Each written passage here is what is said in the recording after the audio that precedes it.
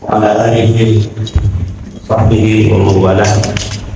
ربنا اشرح لنا صدورنا ويسر لنا أمورنا واحلل عقدة من ألسنتنا يفقهوا أقوالنا. اللهم لا سهل إلا ما جعلته سهلا وأنت تجعل كل الحزن إن شئت سهلا. سبحانك لا علم لنا إلا ما علمتنا innaka antal alimul hakim. Syukur kita panjatkan kepada Allah. Salawat dan salam moga tercurahkan kepada Nabi Muhammad sallallahu alaihi wasallam. Alhamdulillah pagi hari ini kita bisa kumpul kembali di tempat yang penuh berkah ini. Mudah-mudahan Allah jadikan pertemuan kita ini menjadi amal soleh. Salawat dan salam moga tercurahkan kepada Nabi Muhammad sallallahu alaihi wasallam. Ibu dan Bapak yang Allah muliakan, insyaallah pada pagi hari ini kita akan melanjutkan pembahasan. Mungkin ini belum terakhir ya. Nanti pekan kedua. Sekarang bulan apa, Bu? Pak, bulan. Pertanyaan bulan apa tuh jawabannya saya. Kita insya Allah bentar lagi bulan Ramadan. Kita saum insya Allah tanggal 1 Ramadan. Itu bertepatan dengan tanggal Muhammadiyah sudah menentukan tanggal 11. Nggak mungkin pemerintah tanggal 10 itu nggak mungkin. Menyeruih lebih dulu dari hisab. Atau mungkin kita lebih dimajukan tanggal 9 biar cepat lebaran. Muhammadiyah tanggal 11 ya, dan Idul Fitrinya tanggal 10 bulan April. Artinya kita kemungkinan pemerintah maksudnya tanggal 11 atau tanggal 12 paling cepat itu berarti sama dengan Muhammadiyah, karena hisab pasti akan lebih dulu daripada ru'yah, karena kriterianya beda. Kriterianya pasti akan lebih dulu karena 0 derajat ya, 0,1 derajat. Kalau hisab, kalau ru'yah kan 3 derajat sekarang ya, Mabims itu, teori Mabims itu 3 derajat. Artinya nggak mungkin 3 derajat lebih dulu dari 0,1, tidak mungkin. Paling tidak sama, paling tidak sama tanggal 11 atau lebih, yaitu tanggal 12 bulan apa bulan depan deh, bulan Maret. Artinya kalau misalnya kajian tetap berlangsung ya biasanya, kecuali 10 hari terakhir diliburkan karena malam itikaf. Artinya ini mungkin kajian hadis yang terakhir sebelum bulan Ramadan ya, sebelum Syawal, sebelum Ramadan. Nah ini pada pagi hari ini kita akan membahas pembahasan tentang, masih melanjutkan tentang sesembelihan, apa yang boleh dimakan oleh kita dan apa yang diharamkan oleh kita, oleh Allah untuk kita. Nah ini hadis yang pertama ini tentang kalau ini menjadikan hewan untuk sasaran latihan. An Ibnu Abbas radhiyallahu anhu anna Nabiy sallallahu alaihi wasallam qala la taj'alu syai'an fihi ruh gharadan. Dari Ibnu Abbas radhiyallahu anhu bahwa Nabi sallallahu alaihi wasallam bersabda, janganlah engkau jadikan sesuatu yang bernyawa itu sebagai sasaran. Jadi kalau kita latihan manah, kemudian kan pasti ada latihan target sasaran. Jangan ngambil kucing tangan kanan, kucing punya tangan nggak? Kaki ya. Kaki depan diikat, bawah diikat, sasaran tembak. Jadi sasaran tembaknya harus benda mati. Tidak boleh makhluk hidup itu dijadikan kunci percobaan, kecuali dalam hal-hal tertentu. Contohnya eksperimen untuk kemaslahatan manusia, membuat obat. Kan pasti uji cobanya bukan ke manusia. Yang paling memungkinkan uji coba adalah ke makhluk hidup, tapi otomatis bukan manusia. Ya otomatis adalah hewan. Dan tapi sebisa mungkin sih memang yang dijadikan targetnya itu hewan yang memang ada anjuran untuk dibunuh. Di antaranya itu adalah tikus. Kalau tikus kan memang ada anjuran dari Nabi untuk dibunuh ya, tikus. Di rumah ada tikus jangan dipelihara. Itu diperintahkan oleh Allah, oleh Rasul untuk dibunuh. Apalagi tikus-tikus yang besar yang mengganggu itu diperintahkan untuk dibunuh. Tapi hewan yang dilarang untuk dibunuh sebisa mungkin jangan. Kan kayak katak, itu kan ada hadis Nabi yang memang tidak boleh dibunuh ya, kodok. Karena katak itu hewan yang dulu ketika Nabi Ibrahim dibakar, dia yang berusaha untuk meniupkan apinya. Maka kemudian turunlah hadis Nabi, jangan kalian bunuh kodok karena dialah dulu yang walaupun tidak berhasil memadamkan dengan tiupannya, tapi ada niat baik dari katak untuk memadamkan api Nabi Ibrahim. Tapi kebalikannya kalau cicak diperintahkan dibunuh. Cacak bodas. Karena dulu dia yang meniupkan, niatnya bukan mematikan tapi supaya apinya semakin besar. Tapi dari sekian binatang juga yang diperintahkan dibunuh bukan hanya katak, tapi juga tikus diperintahkan dibunuh, kalajengking diperintahkan dibunuh. Kemudian ini ular diperintahkan untuk dibunuh. Kemudian anjing hitam galak itu diperintahkan dibunuh. Anjing hitam galak, kenapa? Karena 3 makhluk tadi, anjing hitam galak, kalajengking, ular, kata Nabi, seringkali jin itu berubah wujud menjadi sesuatu yang bisa ditampak dengan 3 makhluk ini. Jadi jin berubah wujud jadi ular, berubah wujud jadi kalajengking atau anjing hitam galak. Nah, jin itu kan tidak bisa dilihat, bisa dilihat itu ketika berubah wujud menjadi 3 makhluk ini. Maka ular diperintahkan dibunuh. Anjing hitam galak, bukan anjing tetangga ya. Anjing tetangga dibunuh. Protes dia, kenapa dibunuh? Iya ya hadis Nabi, pada anjing hitam galak yang mengganggu. Kemudian kalajengking. Yang biasanya kata Ibnu Qayyim, mereka itu biasanya masuk ke wilayah yang bukan habitatnya. Kalau ular di sawah kan biasa ya. Tapi ular kalau masuk ke masjid biasa tidak? Tidak biasa. Boleh jadi itu adalah jin. Tinggal ditanya, kamu jin bukan? Ternyata respon, saya bukan jin. Berarti itu jin. Karena ular asli tidak bisa bicara. Nah, syukur-syukur jadi eksperimen itu digunakan eksperimen itu menggunakan makhluk-makhluk yang memang diperintahkan untuk dibunuh. Tapi kalau yang diperintahkan untuk dipelihara jangan dibunuh, kalau bisa sih jangan dijadikan eksperimen, termasuk untuk kemaslahatan manusia. Tapi kalau terdesak ya apa boleh buat. Kan katanya ada yang bilang, saya nggak tahu ya, bukan orang biologi, katanya ada yang bilang paling efektif itu kalau eksperimen obat itu pakai tikus atau katak. Tapi wallahu a'lam bishawab. Nah, ini mengenai jangan menjadikan sesuatu yang hidup menjadikan target untuk percobaan. Kemudian hadis yang selanjutnya, An Ka'ab bin Malik radhiyallahu anhu, dari seorang sahabat Nabi bernama Ka'ab bin Malik radhiyallahu anhu, inna imra'atan dzabahat syah bihajar fasu'ila Nabi sallallahu alaihi wasallam an dzalika fa amara bi akliha. Dari Ka'ab bin Malik radhiyallahu anhu bahwa ada seorang perempuan yang menyembelih seekor kambing dengan batu. Nabi sallallahu alaihi wasallam ditanya tentang hal itu dan beliau menyuruh untuk memakannya. Hadis riwayat Bukhari. Poin hadis ini itu bukan, jadi gini, poin hadis itu berarti bukan dilihat dari benda menyembelihnya, tapi cara membunuhnya. Cara menyembelih itu boleh, cara menghilangkan nyawa hewan sehingga boleh dimakan,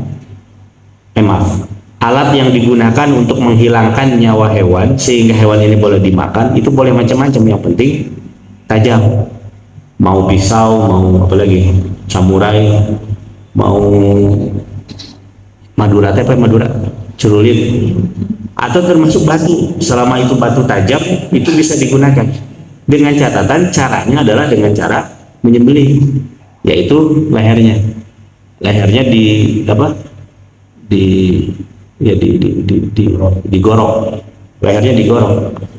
Nah, adapun alatnya mau menggunakan pisau, mau menggunakan bedog, mau menggunakan apapun nggak ada masalah, termasuk batu yang tajam pun nggak ada masalah, asalkan caranya cara yang sesuai dengan syariat, yaitu digorok, bukan dilempar.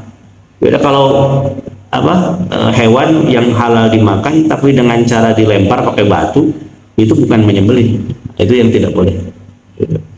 Jangankan itu ya, cara hadis yang sempat kita bahas bulan lalu ya, kalau kita lempar tombak ke hewan tapi ketika tombak itu belum sampai ke hewan, tombak ini muter, kan kata Nabi kalau kena besi yang tajamnya maka itu menjadi halal, karena dulu cara berburu itu adalah dengan cara pakai tombak. Tapi kalau ternyata muter dan yang kena binatang itu kayunya, kemudian dia mati, maka itu bangkai. Jadi terlepas apakah tombaknya apa, bentuknya seperti apa, nggak ada masalah. Yang penting caranya benar, yaitu ditombak dan kena kepada alat yang memang digunakan untuk membunuh, bukan kena si tongkatnya. Nah, ini mengenai sesembelihan. Jadi menyembelih boleh dengan apapun, nah, selama memang menyembelih bukan digunakan untuk dengan cara melempar. Kalau batu digunakan untuk melempar kemudian mati binatangnya, itu akan menjadi bangkai. Nah, ini poinnya adalah menghilangkan nyawa binatang pun itu ada adabnya, dan adabnya itu diantaranya adalah dengan cara digorok. Malah kan ada di barat itu katanya ada yang ini ya, menguji sejauh mana hewan itu sakit ketika digorok, ketika Idul Adha. Ternyata hampir mendekati titik nol kan, rasa sakitnya itu, menggunakan alat teknologi. Menurut alat ini, tapi nggak tahu benar atau tidaknya, tapi menurut alat ini demikian. Sampai hukuman mati lah. Hukuman mati itu kan katanya yang paling sedikit sakitnya, hingga jarak antara hidup dan mati itu cepat sekali. Itu kan katanya dipancung di belakang, dipotong. Antara hidup ke mati itu cepat, jadi rasa sakitnya itu cepat hilang. Itu cara dipancung gitu. Nggak percaya Pak? Iya. katanya demikian, dibandingkan dengan metode cara hukuman mati yang lain. Apalagi kalau di setrum ya, itu kan menyakitkan ya kalau di strum atau di uap. Tapi kalau di pancung itu cepat sekali proses antara hidup dan mati. Dan baik di pancung maupun digorok itu kan area leher ya. Ini apa, banyak saraf-saraf kehidupan di sini. Nah, ini mengenai adab kepada binatang pun harus diperhatikan ketika kita mau memanfaatkannya sebagai makanan, yaitu dengan cara disembelih. Alatnya apapun selama itu tajam. Karena hadis Nabi diantara adab menyembelih itu adalah hendaknya menajamkan pisaunya. Kalau batu yaitu menajamkan batunya. Sehingga kan ada ulama yang berpendapat kalau nyembelih kambing itu setidaknya 3 kali ya. 1, 2, 3. Dan itu bisa dilakukan kecuali kalau bisa dilakukan hanya kalau tajam. Ini Pak Narto ahlinya ya. Kalau tidak tajam berarti kan bisa berkali-kali, dan itu menyakitkan hewan. Kemudian hadis yang selanjutnya, an Rafi bin Khudaij radhiyallahu anhu dari Nabi sallallahu alaihi wasallam maqal ma'an haradam wa dzakara rasmallahu alaihi faqul laysa, sampai akhir. Dari Rafi bin Khudaij radhiyallahu anhu dari Nabi sallallahu alaihi wasallam bersabda, apa yang dapat menumpahkan darah dengan diiringi atau menyebut nama Allah, makanlah selain gigi dan kuku. Sebab gigi adalah tulang dan kuku adalah pisau bangsa Habasyah, hadis muttafaqun alaih. Jadi nggak boleh ketika sembelih sapi Idul Adha ada pembagian jatah, ada pesen kan formulir nih, hoyong naon serat gigi gitu. Kanggo naon, kanggo nambal.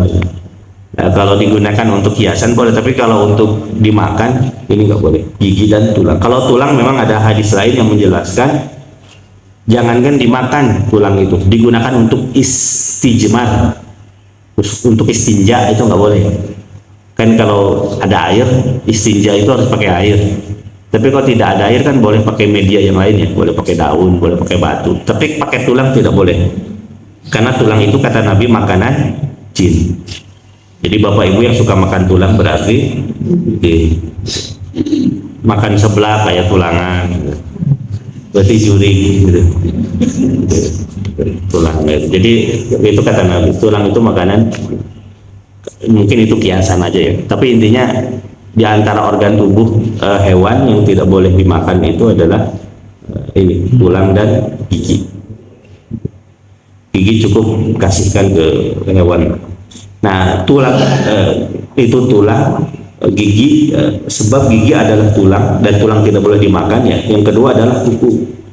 Kuku otomatis ini kaitannya dengan kebersihan ya. Dia kotor dan dia memang digunakan sebagai pisau bagi bangsa Habasyah. Ya tentunya kotoran tidak boleh. Dan artinya ini yang tidak boleh dipakai. Tapi memang kalau dari segi najis, tidak ada yang najis dari hewan yang boleh dikonsumsi. Tidak ada najis dari sapi, dari ujung kepala sampai ujung kaki, luar maupun dalam. Tidak ada yang najis, termasuk kotorannya tidak najis. Tidak ada yang najis dari kambing, termasuk air kencing dan kotorannya itu tidak najis. Ini pendapat Imam San'ani. Beliau mengatakan setiap yang najis itu pasti haram, dan setiap yang haram belum tentu najis. Itu satu teori. Teori lain beliau mengatakan setiap hewan yang boleh dimakan itu tidak najis. Alasannya apa kata beliau? Karena ada hadis Nabi. Nabi itu pernah sholat di kandang kambing. Kita tergambar ya. Ketika Nabi sholat di kandang kambing, kan di dalamnya tidak mungkin bersih ya. Boleh jadi di situ ada kandang kambing, sehingga beliau mengatakan, Imam San'ani mengatakan kotoran hewan yang boleh dimakan itu tidak najis. Yang kedua hadis Nabi, bahwasanya Nabi itu minum air kencing unta sebagai obat ini mah. Ini Nabi mempraktekkan. Ada yang mengatakan Nabi yang mempraktekkan, tapi yang paling kuat itu adalah perintah Nabi kepada seseorang. Datang seorang dari suatu wilayah, dia sakit perut. Sakit perutnya bukan mules ya, sakit perut kayak mah gitu. Datang ke Nabi, minta petunjuk dari Nabi. Kira-kira apa yang boleh diminum sehingga bisa sembuh? Nabi mengatakan minum air kencing unta.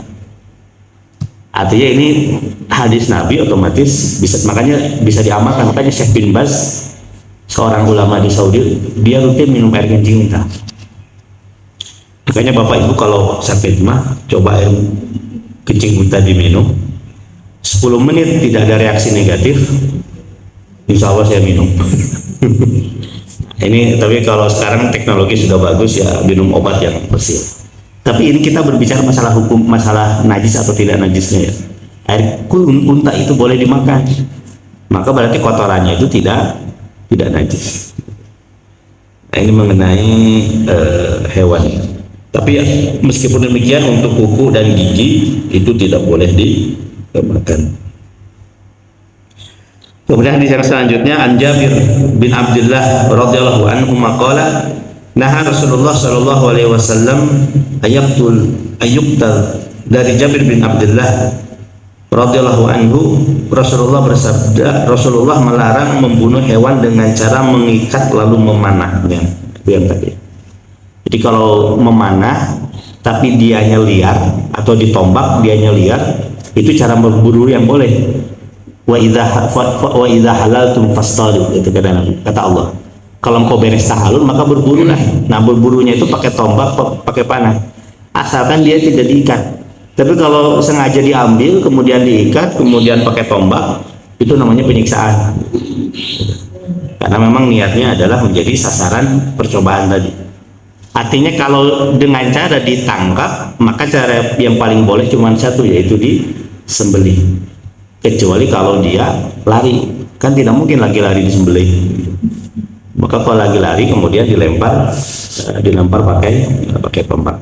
Ini jadi cara yang boleh untuk membunuh hewan sehingga halal dimakan dalam kondisi hewan itu diam adalah hanya disembelih. Gimana?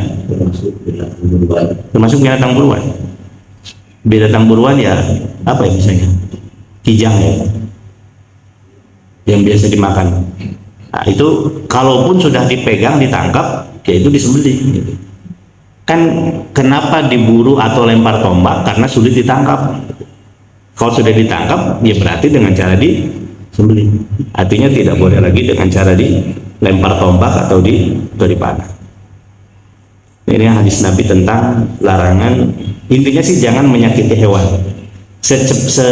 Sesegera mungkin, sebisa mungkin hewan tidak sakit. Dan yang paling tidak sakit itu tadi dengan cara digorok. Wallahu a'lam bishawab. Kemudian hadis yang selanjutnya dari Syaddad bin Aus radhiyallahu anhu berkata, Rasulullah sallallahu alaihi wasallam bersabda, sesungguhnya Allah mewajibkan berbuat kebaikan terhadap segala sesuatu. Maka jika engkau membunuh, bunuhlah dengan cara yang baik. Dan jika engkau menyembelih, maka sembelihlah dengan cara yang baik. Dan hendaklah seorang di antara kamu mempertajam pisaunya dan memudahkan kematian binatang sembelihnya. Jadi Allah itu memerintahkan berbuat baik kepada siapapun, termasuk misalnya kepada orang yang sudah berbuat dosa. Konsekuensi dalam hukum Islam dia kena hukuman mati. Kan tetap dia layak mendapatkan kebaikan sebelum dihukum mati. Makanya kan kenapa ada anjuran dalam Islam itu ketika ada orang terpidana yang mau dieksekusi, kan penuhi dulu hak atau wasiatnya. Kamu masih wasiat apa gitu. Artinya bahkan diberikan ruang untuk taubat dulu, untuk istighfar dulu atas dosa yang dilakukan yang menyebabkan dia mendapatkan hukuman mati. Ini Pak Haji Ajal pasti lebih paham tentang hal itu. Jadi bukan karena kesalahannya kemudian yang menjadi haknya hilang. Jadi tetap dia adalah manusia yang harus dihormati meskipun hukumannya tidak hilang. Itu kan diperintah diberikan kesempatan taubat dulu, diberikan kesempatan untuk menyampaikan wasiat kepada keluarganya, atau mungkin dikasih makanan yang dia pengenkan. Itu kepada manusia. Kepada hewan pun demikian, adab dari Nabi membahagiakan dulu hewan yang mau disembelih. Makanya kan ada hadis Nabi yang menjelaskan kalau engkau mau menyembelih suatu hewan, kenyangkan dulu perut dia, perut hewan itu. Artinya digorok dalam kondisi bahagia. Mungkin gitu. Walaupun dulu di depan Pak Haji Kusoy ada sapi yang ngamuk ya, mungkin dia sudah tahu akan disembelih. Itu suasana psikologinya sudah tidak enak. Dikasih makanan pun tetap tidak nafsu karena makannya cuma satu, yaitu rumput. Kan dikasih Dunkin Donat aku mau. Nah, ini mengenai adab terhadap kalau engkau membunuh maka bunuhlah dengan cara yang baik. Dan jika engkau menyembelih kepada hewan yang mau disembelih pun, maka sembelihlah dengan cara yang baik. Dan hendaknya seorang di antara kamu, di antara adabnya itu adalah mempertajam pisaunya dan memudahkan kematian binatang sembelihnya. Artinya secepat mungkin jarak hidup dan mati itu berlangsung. Jadi sekarang hidup digorok, cepat mati. Dulu pernah ada tragedi ya di sini ya. Allahumma gfir lahu. Sembelihannya itu lama. Mungkin karena tenaga sudah tidak kuat, sudah sepuh. Yang kedua mungkin pisaunya kurang tajam. Itu sembelih hewan cukup lama dulu. Almarhum Pak Barjini, Allah maghfirlahu warhamhu. Saya curiga sih mungkin pisaunya kurang tajam, atau mungkin juga beliau sudah sepuh ya, menyembelih sapi. niatnya baik beliau menyembelih gitu kan. Cuman ternyata teknisnya tidak semudah yang dibayangkan. Beda dengan Panarto setahu sekali Idul Fitri biasa nyembelih 60 sapi, 60 kambing, jadi cepat gitu. Dan ada pisau khusus gitu. Itu mengenai adab terhadap hewan yang akan disembelih. Kemudian hadis yang selanjutnya dari Abu Sa'id Al-Khudri radhiyallahu anhu berkata, Rasulullah shallallahu alaihi wasallam bersabda, menyembelih janin cukup dengan menyembelih ibu kandungnya. Maksudnya apa ini? Maksudnya hewan betina yang dia sedang hamil, di dalam perutnya ada janin, itu boleh disembelih. Dan ketika dia disembelih, otomatis yang di dalamnya mati juga, itu pun halal. Artinya menyembelih yang seorang betina yang sedang hamil dan itu berdampak kepada kematian janin, janinnya ikut halal. Ini juga menjadi gambaran, mungkin ini umum ya, tidak berkaitan dengan Idul Fitri, tapi Idul Adha. Tapi sebetulnya Idul Adha pun menyembelih hewan betina itu boleh, tidak harus jantan. Nah, di masyarakat kita itu kan seringkali lebih terobsesi kalau yang disembelih itu adalah hewan jantan ya. Padahal sebenarnya betina pun boleh, tidak ada larangan sama sekali. Mau sapi betina, mau sapi jantan itu sama. Artinya boleh untuk dijadikan hewan kurban. Kalau di luar kurban ya itu tidak ada perbedaan pendapat ya. Artinya dibolehkan mau jantan atau betina. Nah, kalau betina kebetulan sedang hamil dan di dalamnya ada janin, kemudian induknya digorok, disembelih, yang di dalamnya mati, yang di dalamnya pun itu halal. Ini penjelasan Imam San'ani dalam kitabnya tentang menyembelih janin cukup dengan menyembelih induknya. Maksudnya induk daripada. Kemudian hadis yang terakhir dari Ibnu Abbas radhiyallahu anhu bahwa Nabi Shallallahu alaihi wasallam bersabda, orang muslim itu cukup dengan namanya. Bila ia lupa menyebut nama Allah ketika menyembelih, hendaklah ia menyebut nama Allah sebelum makan, kemudian memakannya. Jadi kita di luar Idul Fitri ada ya, nyembelih nyembelih ayam. Kan yang tidak boleh itu adalah kalau menyembelih hewan dengan menyebut nama selain Allah. Innama harrama alaikumul maitata waddama wa lahmal khinzir wa ma uhilla bihi li ghairillah. Allah mengharamkan babi, bangkai, kemudian innama maitata waddam wa lahmal darah. Kemudian satu lagi wa ma uhilla bihi li ghairillah. Apa yang disembelih selain dengan nama Allah. Nah, sekarang ada seorang muslim, dia tidak menyebut nama selain Allah, tapi dia pun tidak menyebut Allah, hilang pokoknya nama sembelih. Apa status hukum hewan tersebut?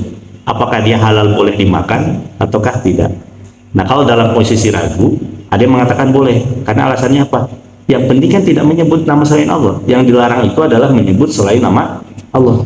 Dia hanya lupa tidak menyebut asma Allah. Nah, tapi kalau ragu juga, maka bismillahnya boleh nyusul sebelum dimakan.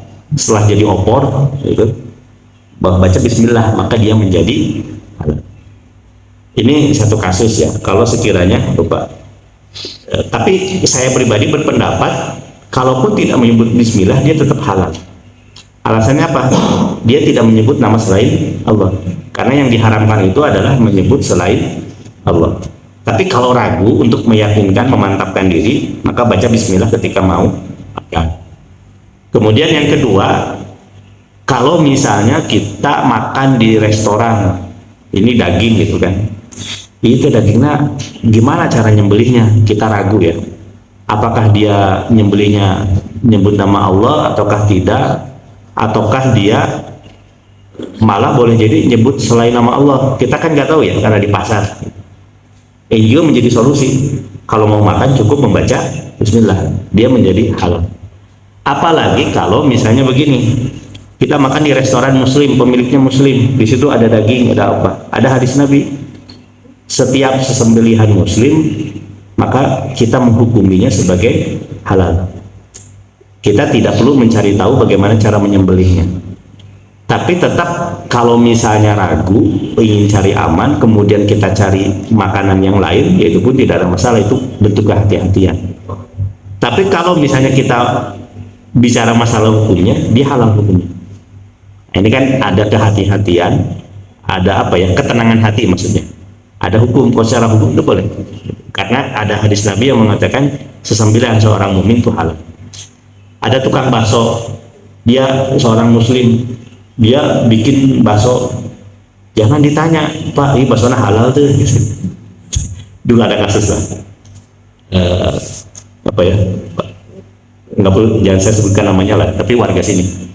Nggak perlu saya sebutkan ya namanya. Dan tidak ada di komplek, tidak ada di masjid ini sekarang. Udah pindah dari Buanasari rumahnya. udah pindah dari Buanasari rumahnya. Itu tuh saya perhatikan kalau beli bakso selalu nanya ke si tukang baksonya itu, Pak, ini baksonya halal enggak? Padahal dia muslim. Kesinggung lah tukang baksonya, Pak, saya juga muslim atau Pak, udah haji deh. Nah, nggak perlu ditanya hal yang demikian. Selama dia muslim, secara garis besar kita hukumi sesembelihannya itu adalah halal. Jangankan muslim, Pak, sesembelihan Bani Israel saja kan halal kalau melihat Quran surah Al-Maidah ayat 5. Wa ta'amul ladzina utul kitaba halal lakum. Sesembelihan ahlul kitab itu halal bagi kalian, di ahlul kitab. Apalagi kita muslim. Tapi kalau kita ingin tenang, ingin aman, itu kasus lain, itu pilihan masalah hati ya. Tapi kalau secara hukum, dia hukumnya adalah halal. Nah, untuk meyakinkan itu semua, setidaknya kita membaca bismillah di awal. Allahu a'lam. Baik Bapak-bapak dan Ibu-ibu yang Allah muliakan, ini bahasan kita pada pagi hari ini berkaitan tentang sesembelihan atau hewan yang boleh dimakan. Masih ada waktu, barangkali ingin ngomong apa?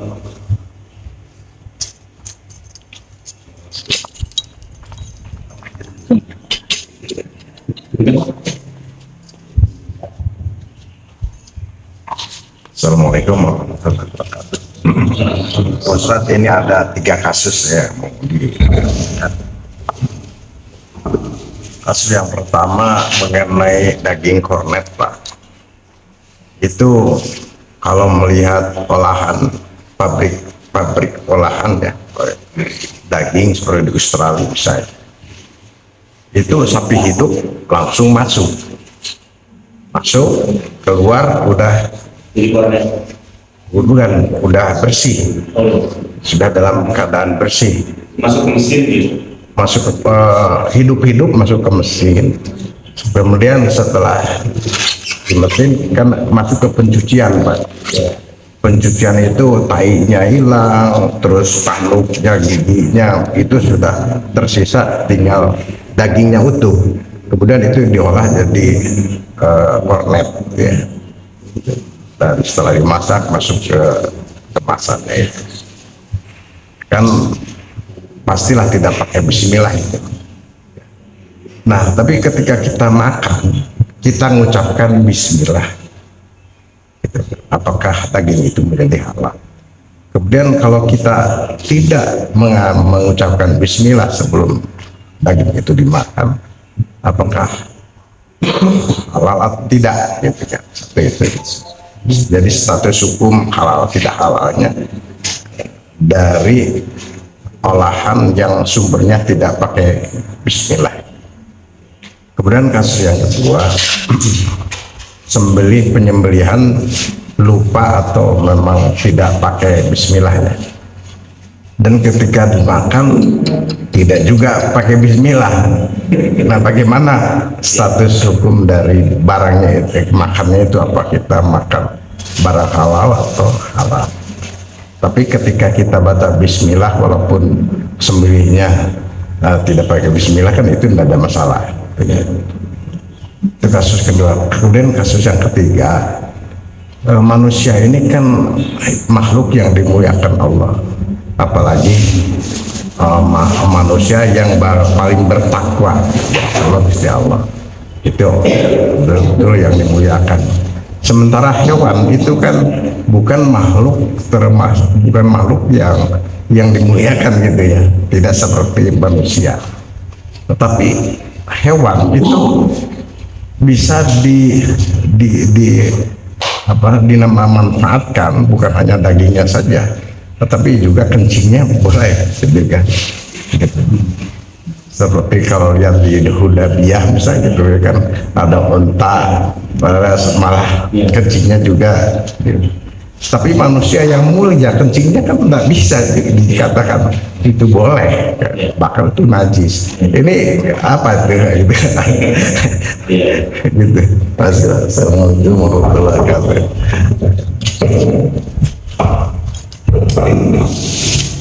Yang terakhir dulu ya. Jadi Allah tuh lebih memuliakan manusia daripada hewan. Itu pasti ya. Allah berikan akal kepada manusia. Yang kedua, ada tugas di pundak manusia sebagai makhluk mukallaf, sebagai khalifah. Yang ketiga, kalau dari segi ibadah, hewan beribadah dengan caranya masing-masing.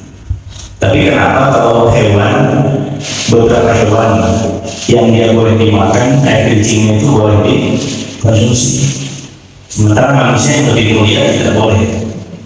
Dan memang itu ya, di Hudaybiyah itu kalau ke peternakan unta di Hudaybiyah itu kan dijual ya. Ada air susu unta, ada air kencing unta, dikemas pakai botol air mineral kalau saya dulu, dan harganya lebih mahal dari kencing unta. Air kencing unta 15 real, susu unta cuma 5 real. Cuman ketika ditawari, saya lebih memilih air susu unta. Ketika ditawari, ini air kencing unta, saya nggak mau. Kenapa? Takut bukan air kencing unta, tapi air kencing yang jual.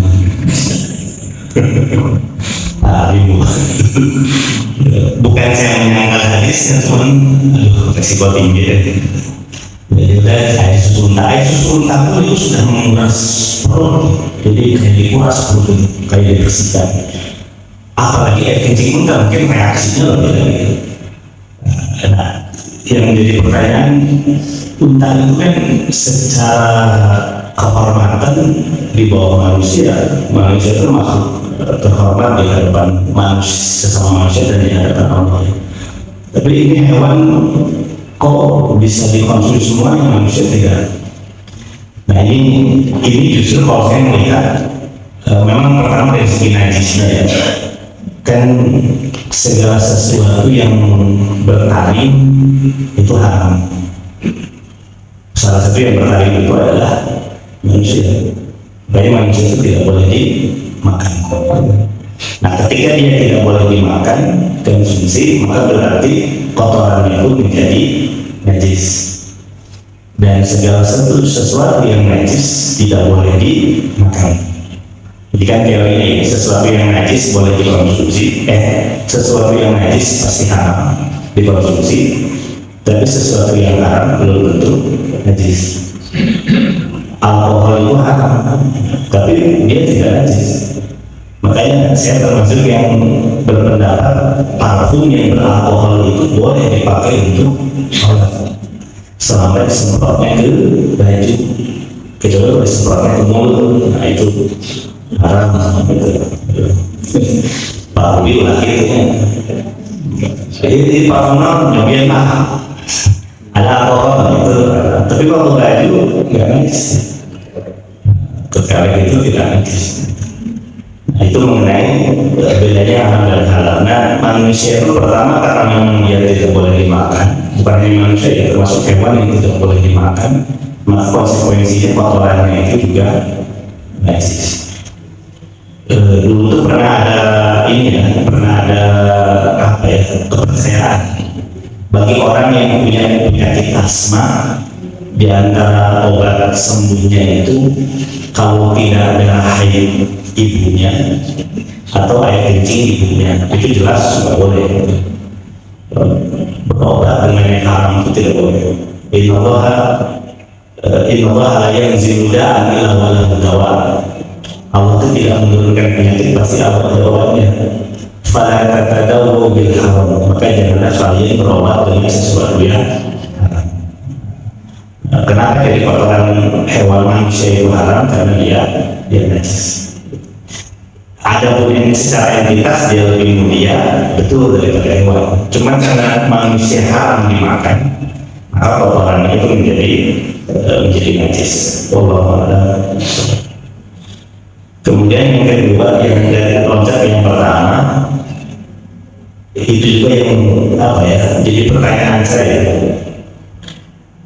Kayak ini Pak, kayak KFC itu kan bisa dikurmat lagi, McD, KFC itu kan ayam itu kan nggak mungkin beli satu-satu itu. Maka kalau lihat di WhatsApp itu dia digantung di atas rel, di atas, kemudian pakai pisau otomatis mati. Saya nggak tahu apakah itu menyebut asma Allah ataukah tidak. Kalau muslim boleh jadi menyebut asma Allah, tapi kalau tidak muslim kecil kemungkinan menyebut. Cuma kembali ke yang tadi ini Pak, tentang larangan yang dimakan yang dalam Al-Quran itu. Kan kata Allah itu, sesungguhnya diharamkan bagi kalian bangkai daging babi, bangkai daging babi darah, wa ma uhilla bihi lighairiillah, dan apa yang disembelih selain dengan menyebut selain nama Allah. Itu jelas ya, kalau ada orang yang menyembelih dengan menyebut sesembahan selain Allah, itu jelas menjadi bangkai. Nah, tapi kalau misalnya dia netral, dia tidak menyebut apa-apa, yang penting mah menyembelih ya. Apakah dia haram, apakah dia menjadi halal? Ada yang berpendapat agak ekstrim halal, walaupun yang menyembelihnya itu adalah non-muslim, karena dia tidak menyebut Tuhan dia atau yang dianggap Tuhan pada dia. Tapi saya lebih cenderung kehati-hatian, saya lebih cenderung mengharamkannya. Tapi kalau yang menyembelihnya itu adalah muslim, dan seorang muslim ini tidak menyebut apapun, otomatis menyebut sesembahan selain Allah, otomatis tidak mungkin karena dia muslim. Tapi dia lupa tidak menyebut nama Allah, maka dia menjadi halal. Tapi untuk meyakinkan, baca Bismillah. Nah, yang di Australia ini itu ada dua hal yang menjadi yang dikritisi. Yang pertama, sapi hidup masuk ke mesin. Kita kan nggak tahu ya di dalamnya itu cara menjadikan dia mati itu seperti apa. Apakah disembelih pakai mesin ataukah dengan cara yang lain, kita tidak tahu. Sementara cara membunuh hewan yang ditangkap itu hanya dengan cara disembelih.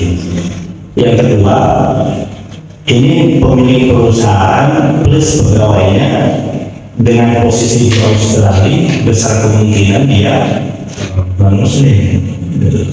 Artinya walaupun tidak menyebut asma Allah, keyakinan dia secara hakikatnya itu adalah beriman kepada selain Allah. Artinya unsur agamanya ada di situ. Kemudian yang kedua kemudian yang ketiga, apakah dengan kita menyebut basmalah kemudian status hukumnya menjadi halal? Kalau saya berpendapat dengan kondisi ini tidak. Artinya lebih baik dihindari yang demikian, karena yang menyembelihnya itu adalah dan muslim. Ketika ada hadis Nabi yang mengatakan sesembelihan seorang muslim itu dihukumi halal, berarti kan logika terbaliknya sesembelihan selain muslim hukumnya adalah halal. Logika terbaliknya, artinya lebih baik cari makanan yang lain, cari makanan yang memang halal. Kalau tidak ada, ya berarti yang tidak mengandung sesembelihan itu.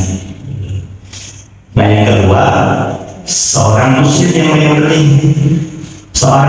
menyembelih, tapi dia tidak menyebut nama Allah. Kan hakikat imannya itu iman kepada Allah, cuma kebetulan lupa tidak menyebut nama Allah. Artinya berarti dia netral, artinya tidak menyebut apapun. Tapi hakikat imannya iman kepada Allah. Dalam kondisi ini saya berpendapat status hukumnya halal. Tapi ingin lebih yakin lagi, ya Rasul kasih tahu sih baca Bismillah sebelum makan.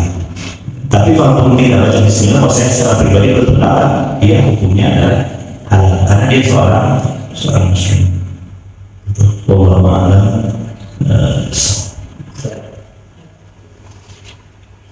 Ini kan masalah penculikan ini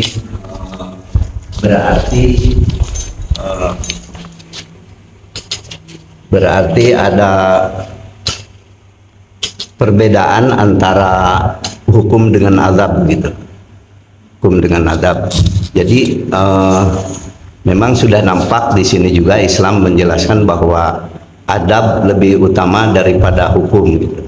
Nah, dikaitkan dengan yang pada saat ini lagi populer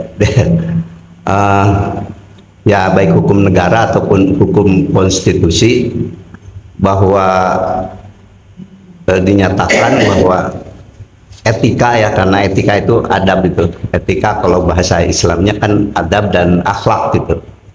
Etika, nah masalah etika ini lebih utama daripada hukum, itu mungkin ada kaitannya. Nah, bagaimana untuk menjelaskan apakah perbedaan hukum dan adab dalam Islam mungkin yang dipakai pada hukum negara seperti itu, ya, gimana menjelaskan? Terima kasih, Pak. Ini pertanyaannya berat. Kalau hukum positif Pak Haji aja lebih paham ya, mungkin gimana posisi etika dan hukum dalam hukum positif ya. Sejauh mana korelasinya antara keduanya. Tapi kalau yang populer di dalam hukum Islam itu sebetulnya bukan antara adab dan hukum, tapi antara adab dan ilmu. Mengajarkan adab sebelum ilmu. Ilmu itu di dalamnya ada hukum. Tapi kalau kasus pembelian tadi sebetulnya kan korelasinya bukan antara adab dan hukum ya, artinya dua-duanya tidak bisa dipisahkan. Menyembelih hewan di situ kan ada adabnya ya, di antaranya ditajalkan. Kalau hewan sudah ditangkap itu kemudian jangan dipanah tapi disembelih. Di satu sisi dilihat di situ ada adabnya, tapi di sisi lain itu ada konsekuensi hukumnya. Ketika adab tidak dilakukan, maka hukumnya juga boleh menjadi haram. Artinya adab yang kaitannya juga cara membunuhnya. Nabi sudah menjelaskan cara membunuhnya itu dengan cara digorok. Ketika kenapa? Karena itu yang paling beradab bagi hewan. Dia akan sedikit sakitnya. Artinya kalau ditombak dalam posisi dia akan lebih menyakitkan, matinya lama. Maka otomatis itu pun kembali dapat berimplikasi kepada hukum. Kalau digorok menjadi halal, kalau ditombak, dipanah dalam kondisi hewan itu sudah ditangkap, dia bisa menjadi bangkai. Itu mengenai adab ya. Cuma kalau seringkali dalam pembahasan Islam itu bahasannya bukan antara adab dan hukum, tapi adab dan ilmu. Jadi belajar adab baru kemudian ilmu di situ. Nah, kalau kaitannya dengan hukum positif di Indonesia, nah ini saya tidak berani jawab, rasanya ini Pak Haji aja yang lebih paham karena memang kepakarannya di situ. Yang mengenai etika dan kemudian mengenai adab. Tapi saya bisa menangkap maksud pertanyaannya kaitannya dengan itu ya, siapa cawapres nanti kami menunggu putusan KPU ya. Jadi panas mungkin faktanya tidak bisa dielakkan, ada putusan MK. Itu kan kaitannya dengan masalah etik gitu ya. Tapi di sisi lain kan tidak ada yang bisa membatalkan putusan MK. Mau dikoreksi aja, sehingga bisa tetap maju gitu. Mungkin maksudnya di satu sisi ini hukumnya memang boleh maju, tapi di satu sisi tanda petik ada cacat etika berdasarkan fakta ini. Nah ini gimana yang harus disikapi? Ya masalahnya pemilu sudah berlangsung, sudah terjadi, ya, apa boleh buat. Tapi begini Pak, ini pendapat pribadi boleh disetujui atau tidak. Kan ada nasihat dari Fudal bin Iyad ya. Fudal bin Iyad itu mengatakan lawan anita wa mustajab wa mustajab ala firman. Kalau sekiranya aku memiliki satu doa yang diijabah, maka tidak akan aku jadikan kecuali doa tersebut untuk kebaikan pemimpin. Kalau saya pribadi memahami nasihat dulu itu dalam kondisi dua hal. Pertama, ketika pemimpin itu belum ada, artinya dalam proses pemilihan pemimpin, kita berharap kita tuh punya pemimpin yang akan datang itu adalah pemimpin yang baik. Maka kita mendoakan negeri ini dapat pemimpin yang baik. Fokusnya kepada kebaikan pemimpin yang akan datang. Karena kalau baik untuk diri sendiri, kebaikan hanya untuk diri. Tapi kalau kebaikan Allah berikan kepada pemimpin yang akan datang, sebelum kita tahu siapa pemimpinnya, kan kebaikan untuk dirinya dan untuk kita. Itu ketika pemimpin belum ketahuan, Masya Allah. Nah sekarang misalnya pemimpin sudah jadi, terlepas dari polemik yang belum selesai ini, artinya belum ada putusan KPU, belum nanti misalnya ada gugatan di MK, atau pasti kan ada ujungnya ya. Proses kan pasti ada ujungnya. Ujungnya pasti akan ada pemimpin yang legal secara hukum gitu ya. Dengan terlepas simpang siur berbagai macam pendapat ya, caranya. Ujungnya pasti akan ada ujungnya. Siapa jadi pemimpin? Nah kalau saya berpendapat nasihat sudah juga berlaku. Siapapun yang jadi pemimpin nanti, kita doakan kebaikan juga. Kebaikan itu dalam arti begini, mudah-mudahan dia menjadi pemimpin yang adil, mudah-mudahan dia jadi pemimpin yang aman. Siapapun yang jadi, mudah-mudahan dia menjadi pemimpin yang jujur. Kenapa? Karena nasib kita itu, tanda petik nasib kita itu ada di dia, karena dia yang pegang kuasa. Kan kalau kita doakan kebaikan buat dia sehingga dia menjadi pemimpin yang baik, yang aman, yang jujur, kan kebaikan buat kita juga. Kalau dia buruk buat kita juga, kan lebih baik mendoakan yang baik. Itulah kenapa Rasul itu ketika dakwah tidak pernah mengesampingkan untuk mengajak kebaikan kepada para penguasa. Rasul kirim surat kan kepada para penguasa supaya mereka masuk Islam, artinya menjadi pemimpin yang baik, karena mereka punya kawan. Dan Rasul juga mendoakan supaya salah satu dari dua orang yang berpengaruh di suku Quraisy masuk Islam. Allahumma a'izal Islam bi ahli rajulain ahabbu ilaika.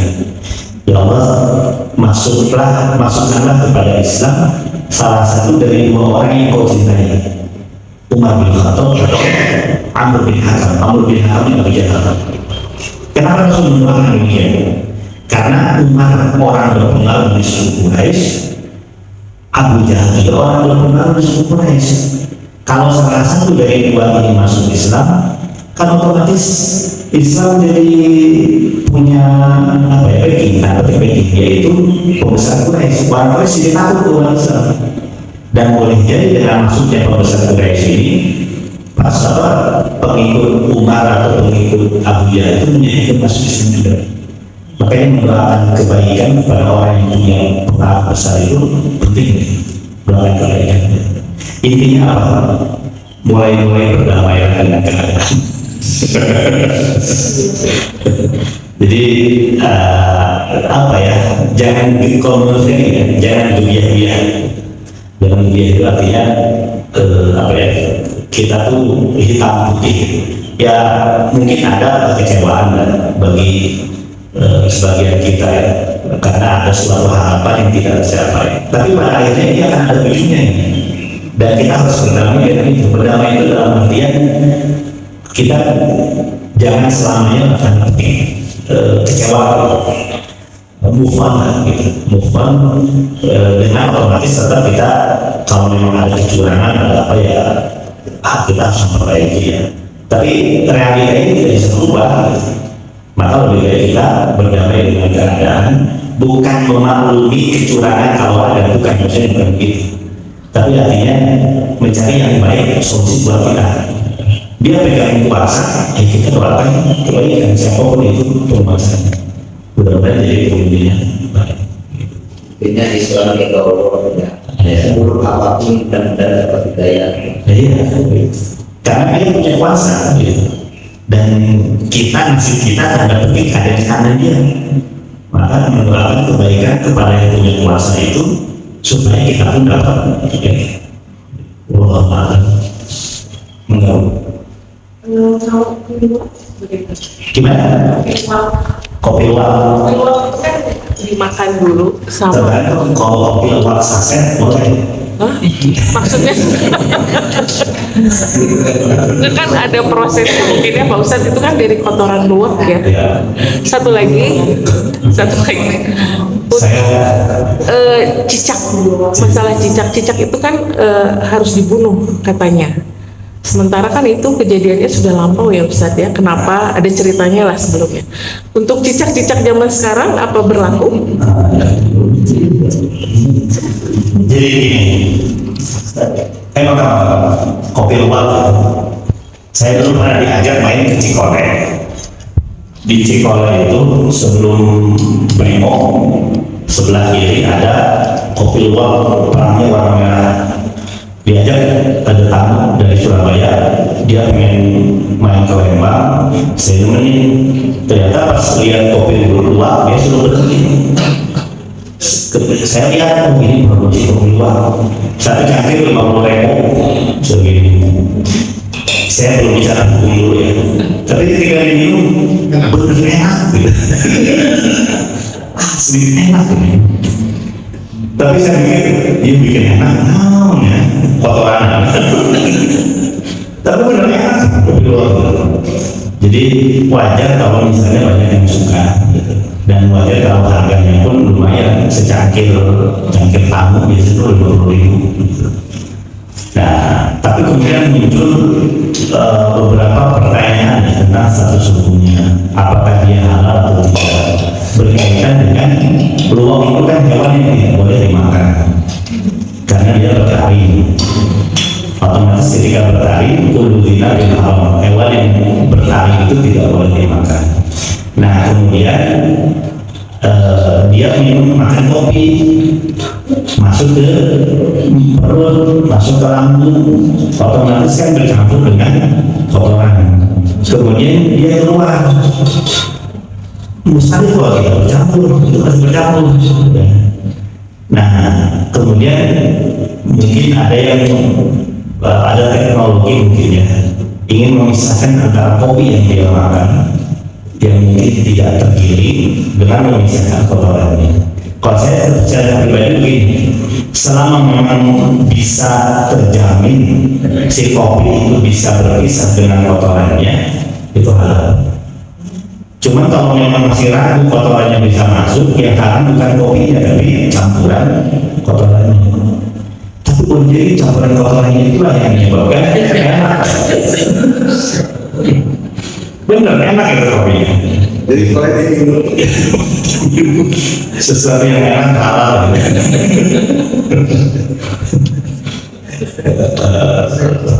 Kalau saya dulu kan ketika minum itu masih belum berpikir nanti kalau kopi luwak itu enak. Bismillah. Bismillah. Ya itu jadi tergantung ya, kalau ada jaminan bisa bersih ya boleh, cuman kan sejauh mana itu terjamin. Tapi enak kan. Sekarang kopi yang paling enak kalau kita main ke Gria itu kan ada jualan kopi ya, biasanya yang paling apa ya, yang iklannya tertulis kopi terbaik se Indonesia itu kopi Toraja. Memang enak kopi Toraja ya, dibandingkan dengan yang lain. Ini lebih enak lagi gitu. Jadi ya minum kopi Toraja udah gitu, yang kopi luwak udah gitu istighfar. Kemudian yang kedua mengenai cicak, itu memang tragedinya masa lalu ya. Tapi kemudian muncul hadis Nabi, bunuhlah cicak karena sesungguhnya dialah yang dulu berusaha untuk membesarkan api yang membakar Nabi Ibrahim. Tapi ada tambahan Nabi, semakin sedikit pukulan yang menyebabkan cicak mati, pahalanya semakin besar. Jadi kalau sekali pukul langsung mati, itu pahalanya semakin besar. Semakin banyak pukulan, semakin lama dia mati, pahalanya berkurang. Itu pun kan seakan-akan anjuran untuk bergegas untuk mematikan cicak. Nah ini memang begini, dalam menafsirkan hadis ini itu memang ada dua pendapat. Ada yang menafsirkan secara tekstual, artinya memang perintahkan untuk dibunuh karena dia punya sejarah kelam dulu. Artinya di mana ada cicak itu. Tapi ada juga yang melihat sebetulnya perintahnya itu bukan membunuh, tapi membersihkan cicak dari rumah. Karena jangan dosa cicak dulu turun-temurun ke cicak sekarang gitu. Apa salah cicak sekarang? Ada yang menafsirkan ya Allah ma'alam, misalnya itu masalah penafsiran, tapi hadisnya hadis saya, masalah penafsirannya itu ya wallahu a'lam. Ada lagi? Tidak ada. Ya intinya pilpres sudah lewat, ya perdamaian ada keadaan. Mana Pak Agus posting di grup masjid, ayo tentang pilpres. Ya kecewa pilihan tidak terpilih yang paling, tapi pada akhirnya akan ada keputusan yang akan ada ujungnya. Nah, ujungnya itu yang mau kita harus damai, mudah-mudahan pemimpin kita nanti pemimpin yang adil, siapapun itu amanah, jujur, dan negeri kita menjadi negeri berbetul, teribatun, walaupun harga beras bisa di bawah 10.000. Mungkin itu sekian yang bisa saya sampaikan. Maaf segala kekurangan. Kita tutup dengan doa kafaratul majelis. Allahumma bihamdika asyhadu an la ilaha illa anta astaghfiruka wa atubu ilaik. Rabbana atina fid dunya hasanah wa fil akhirati hasanah wa qina adzabannar. Subhana rabbika rabbil izzati amma yasifun wa salamun alal mursalin walhamdulillahi rabbil alamin. Assalamualaikum warahmatullahi wabarakatuh.